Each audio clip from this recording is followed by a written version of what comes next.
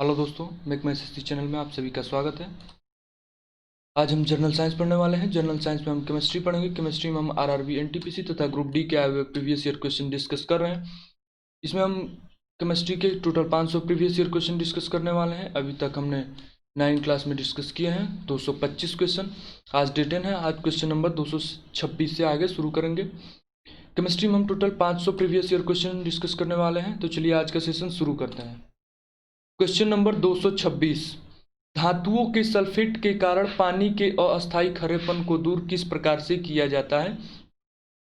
धातुओं के अस्थायी कठोरता को दूर करने के लिए हम जिओलॉइड का प्रयोग करते हैं। जिओलॉइड्स के प्रयोग से धातुओं में खारेपन को अस्थायी रूप से उपलब्ध खारेपन को दूर किया जा सकता है। तो इसका करेक्ट आंसर है जिओलाइट्स। क्वेश्चन नंबर 227, ऑटोमोबाइल के इंजनों में एंटी फ्रीज के रूप में किसका प्रयोग किया जाता है। ऑटोमोबाइल के इंजनों में एंटी फ्रीज के रूप में इथाइलिन ग्लाइकॉल का प्रयोग किया जाता है। इथाइलिन ग्लाइकॉल का प्रयोग एंटी फ्रीज के रूप में ऑटोमोबाइल इंजनों में किया जाता है। क्वेश्चन नंबर 228, वाणिज्यिक बर्फ संयंत्र के लिए सबसे उपयुक्त प्रशीतक है। वाणिज्यिक बर्फ संयंत्र के लिए सबसे उपयुक्त प्रशीतक NH3 है। NH3 अमोनिया का प्रयोग किया जाता है। अमोनिया का प्रयोग वाणिज्यिक बर्फ संयंत्र में लिए प्रशीतक के रूप में सबसे महत्वपूर्ण रूप से किया जाता है। क्वेश्चन नंबर 229, घरेलू रेफ्रिजरेटर में प्रयोग किया जाने वाला तत्व कौन सा है। घरेलू रेफ्रिजरेटर में प्रयोग किया जाने वाला तत्व फ्रीऑन है। जो हम रेगुलर में घरेलू रेफ्रिजरेटर यूज करते हैं उसमें फ्रीऑन नामक तत्व प्रयोग में लिया जाता है। क्वेश्चन नंबर 230, जब इस्पात को सुर्ख लाल गर्म किया जाता है एवं धीरे धीरे ठंडा किया जाता है तो यह प्रक्रिया कहलाती है। यह प्रक्रिया अनिलन कहलाती है। जब हम इस्पात को रक्त तप्त करके उसे धीरे धीरे ठंडा करते हैं तो यह प्रक्रिया अनिलन कहलाती है। क्वेश्चन नंबर 231, कौन सा धातु बिजली का सबसे अच्छा चालक होता है। चांदी बिजली का सबसे अच्छा चालक होता है। दूसरे नंबर पर कॉपर बिजली का सबसे अच्छा सुचालक होता है। इसका करेक्ट आंसर है चांदी। चांदी बिजली का सबसे अधिक सुचालक होता है। क्वेश्चन नंबर 232, चार एक जैसी केतलियों के आधार समान मोटाई की विभिन्न धातुओं से बने हैं जिनमें समान मात्रा में जल आता है। यदि इन केतलियों को एक जैसे तरीके से एक जैसी अग्नि पर रखते हैं तो जल सबसे पहले किस धातु से बनी हुई केतली में उबलेगा।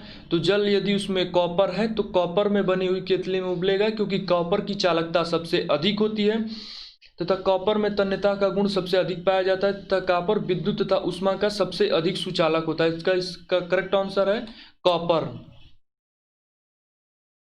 क्वेश्चन नंबर 233, सूर्य में नाभिकीय ईंधन है। सूर्य में नाभिकीय ईंधन हाइड्रोजन के रूप में पाया जाता है तथा नाभिकीय संलयन के रूप में सूर्य से ऊर्जा प्राप्त होती है। क्वेश्चन नंबर 234, सभी अम्लों का साझा तत्व है। सभी अम्लों का साझा तत्व हाइड्रोजन है। सभी अम्लों में हाइड्रोजन अनिवार्य रूप से पाया जाता है, क्योंकि हम जानते हैं कि अम्लों में हाइड्रोजन अनिवार्य रूप से पाया जाता है। जब अम्लों का हम जलीय अपघटन कराते हैं तो हमें H+ आयन प्राप्त होता है। क्वेश्चन नंबर 235, स्टील को कठोरता प्रदान करने के लिए बढ़ाई जाती है। स्टील में कठोरता प्रदान करने के लिए उसमें कार्बन की मात्रा अधिक और की जाती है, क्योंकि कार्बन की मात्रा बढ़ाने पर स्टील में कठोरता बढ़ती जाती है। क्वेश्चन नंबर 236, स्टोरेज बैटरी में कौन से पदार्थ का उपयोग किया जाता है। स्टोरेज बैटरी में सीसा का प्रयोग किया जाता है। क्वेश्चन नंबर 238, आजकल वातावरण में CO2 की सघनता की मात्रा में ppm में लगभग 360। CO2 की सघनता ppm में 360 ppm है। आजकल वातावरण में CO2 की सघनता 360 ppm रह गई है। क्वेश्चन नंबर 239, वॉशिंग सोडा किसका सामान्य नाम है। वॉशिंग सोडा सोडियम कार्बोनेट का सामान्य नाम है। इसे हम धावन सोडा के नाम से भी जानते हैं। सोडियम कार्बोनेट वॉशिंग सोडा का सामान्य नाम है। क्वेश्चन नंबर 240, डाइक्लोरोडाइफ्लोरोमीथेन बाजार में किस नाम से मिलता है। बाजार में यह फ्रीऑन 12 के नाम से बाजार में मिलता है। डाइक्लोरोडाइफ्लोरोमीथेन मार्केट में फ्रियॉन 12 के नाम से मिलता है। क्वेश्चन नंबर 241, पायरेक्स कांच मुख्यतः है। पायरेक्स कांच उष्मा प्रतिरोधी कांच है। यह पायरेक्स कांच उष्मा को एक स्थान से दूसरे स्थान तक ट्रांसफर नहीं होने देता है तथा उष्मा प्रतिरोधी कांच के रूप में हम पायरेक्स कांच का उपयोग करते हैं। क्वेश्चन नंबर 242, व्यापारिक वैसलीन का निष्कर्षण किससे किया जाता है। व्यापारिक वैसलीन का निष्कर्षण पेट्रोलियम से किया जाता है।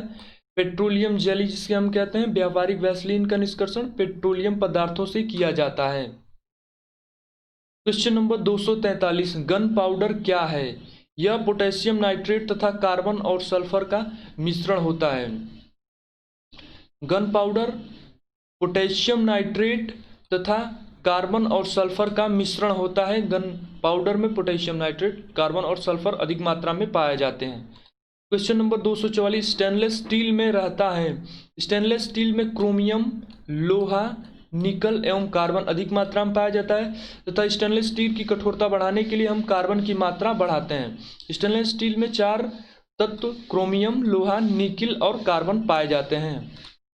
क्वेश्चन नंबर 245, सबसे शुद्ध कोयले का प्रकार कौन सा है। इसका करेक्ट आंसर है एंथ्रासाइड। एंथ्रासाइड कोयले का सबसे शुद्धतम रूप होता है, तो इसका करेक्ट आंसर है एंथ्रासाइड।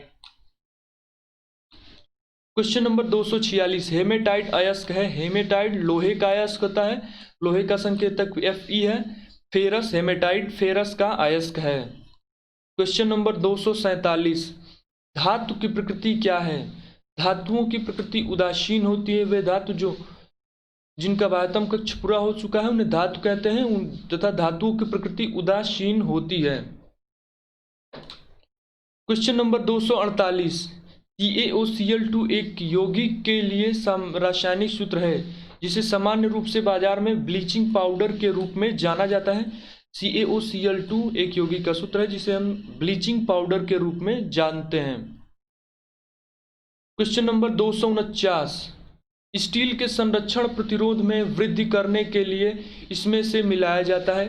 संरक्षण प्रतिरोध में वृद्धि करने के लिए हम क्रोमियम को मिलाते हैं। क्रोमियम को मिलाने से उसमें जंग लगने की क्षमता बहुत कम हो जाती है, तो स्टील के संरक्षण प्रतिरोध में वृद्धि करने के लिए हम उसमें क्रोमियम की मात्रा को अधिक करते हैं, तो इसका करेक्ट आंसर है क्रोमियम।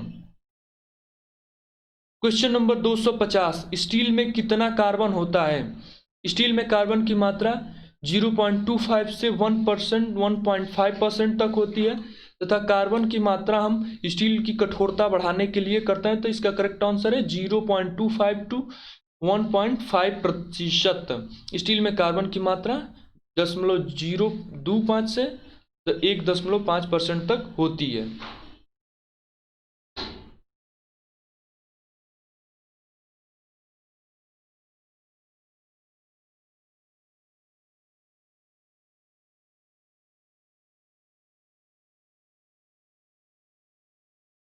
आज का सेशन यहीं पे समाप्त करते हैं। इस वीडियो में हमने आरआरबी एनटीपीसी तथा ग्रुप डी के 25 केमिस्ट्री के प्रीवियस ईयर क्वेश्चन डिस्कस किए हैं। इससे पहले हमने कुछ वीडियोस और बनाई हैं जिसमें हमने आरआरबी एनटीपीसी तथा ग्रुप डी के प्रीवियस ईयर क्वेश्चन डिस्कस किए हैं। यदि वो वीडियो आपने नहीं देखी है तो आप हमारे चैनल पर केमिस्ट्री के प्लेलिस्ट से वो सभी वीडियो देख सकते हैं। आज का सेशन यहीं पर समाप्त करते हैं। यदि ये वीडियो आपको पसंद आई तो इस वीडियो को लाइक करें तथा आने वाली वीडियो की नोटिफिकेशन के लिए हमारे चैनल को सब्सक्राइब करें। धन्यवाद।